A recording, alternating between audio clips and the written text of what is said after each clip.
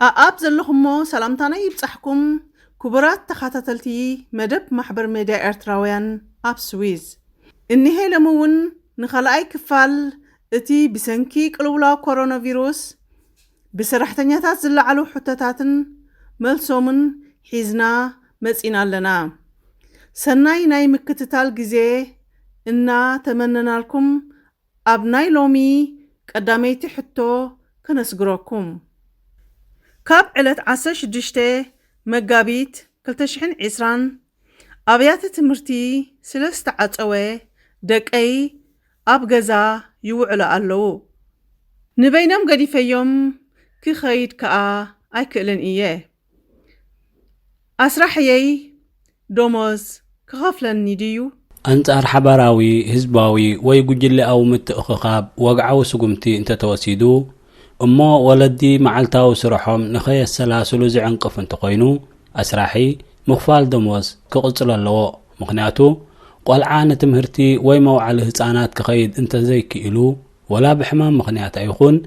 التنم إلايو حلاف النز وسد ولادي بمسرة عنقص كلتميتن 76 ست جيبي سبيلاو حق سويزرلاند حقاو مسل مئلاي ولادو كخبرلو سلازلو كاب سرح كبكري قدد انت خونه سرحتنيا قلتو فتح نكرخبلو كغوايلو فتح كرخبلو كساب زي كاله اسرحاي دموزو كخفلو يقبا اب مزقب حموم سرحتنيا كسرع يخيلو نزي توسنه غزي دموزكا كتوسد مسال علكا اتناي غزي قدب بمسرت مساللن حقاقاتن زلو خايو كانتون يوسن كانتونات نسرعته مسالل دموز برن بازلن زوريكن يتقما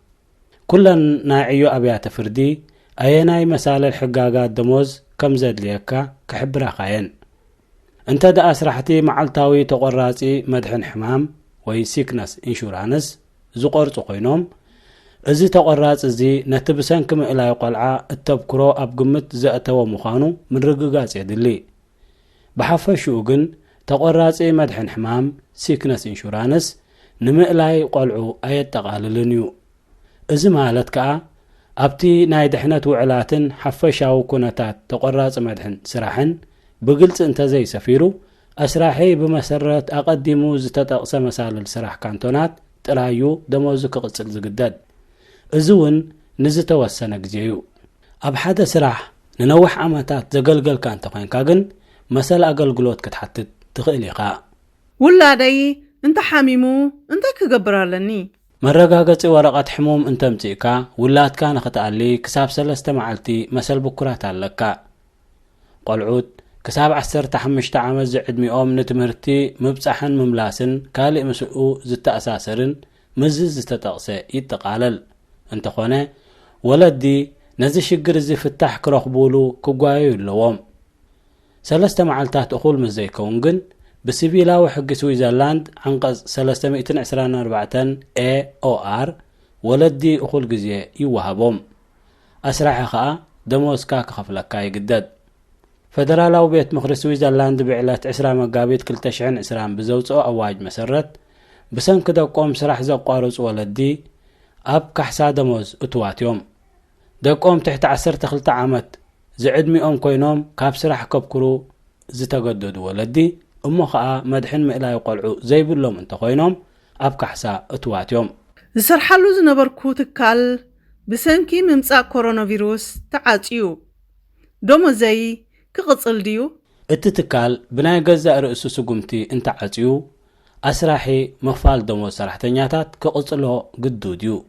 بوقعو وسانيتات انت تعاتيون أسراحي دومو سرحتنياتات كخفل اللو مخنياتو ናይ ዘጋጥሙ ቁጠባውን ቴክኒካውን ዕንቅፋታት ሓላፍነት ስለዝስከም እንተኾነ ከም ምርጭኡ ናይ ሓፂር ግዜ ካሕሳ ምቁራጽ ስራሕ ካብ ዝምልከቶም ኣካላት ክጠልብ ይኽእል እዩ ስርሐይ ብዘምጻኒ ጠለብ መሰረት ብሰዓታት እዩ ንሓደ ዓመት ዝኣክል ሰሙናዊ ካብ 30 ክሳብ 40 ሰዓታት ብዘይ ምቁራጽ ሰሪሐ ሕጂ ግን ዝሰርሓሉ ዝነበርኩ ትካል بسنكي زوصه وقعوي اواج تعاصيو دوموز كخفل يقبأن دو بسرعة ننوح جزية سلز سرحكا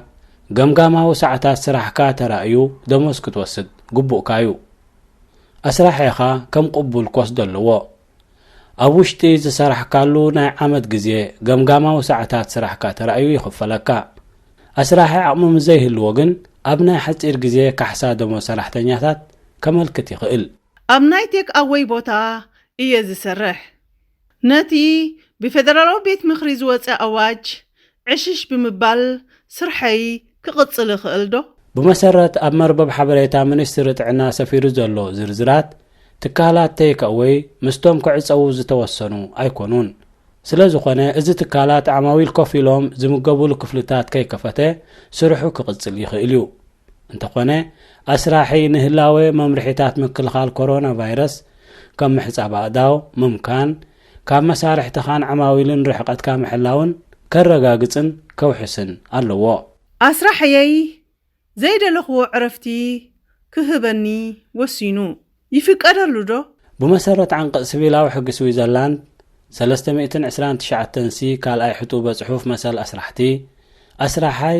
ንናይ ሰራሕተኛ ናይ ዕረፍቲ ግዜ ክውስን መሰል ኣለዎ እንተኾነ ብዝተኻእለ መጠን ንድልየት ሰራሕተኛ ኣብ ግምት ክእቱ ይግባእ ብመሰረቱ ናይ ዕረፍትን በዓላትን ግዜያት ብሓባራዊ ምርድዳኣት እዩ ዝግበር ዘይምስምማዕ እንተተፈጢሩ ግን ኣስራሕቲ ክውስኑ መሰል ኣለዎም ይኹን ደኣምበር መሰል ውሳኔ ናይ ዕረፍቲ ግዜ ብሓደ ወገን ኣብ ብዙሕ ረቋሒታት ብምምርኳስ ይድረት ብኻልእ ወገን ድማ ኣብ ጽቡቕ ናይ ዕረፍቲ ግዜያት ክኸውን ይምረጽ ኣብ ንቡር ኩነታት ናይ ዕረፍቲ ግዜ ቅድሚ 3 ወርሒ ይውሰን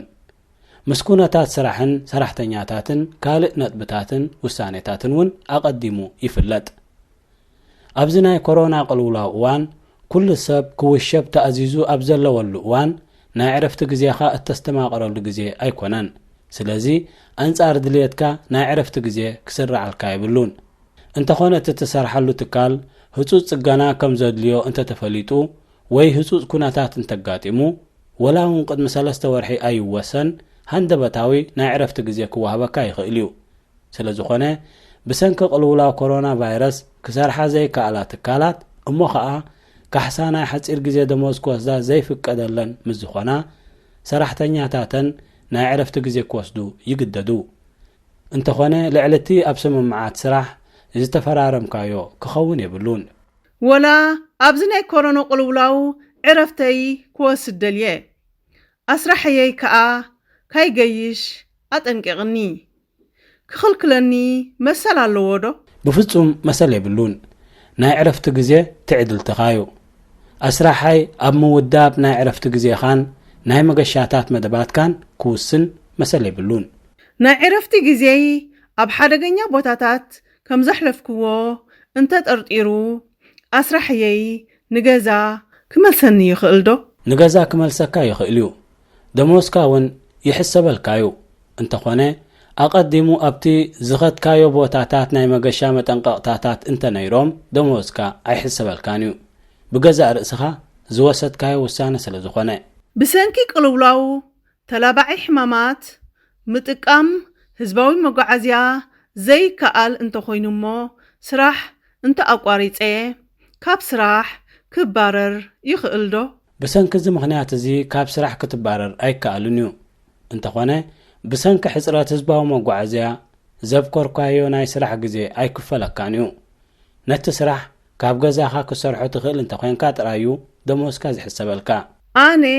ዶብ ምቁራጽ ኣብ ካልእ ሃገር ብምኻድ እሰርሕ እንተኾነ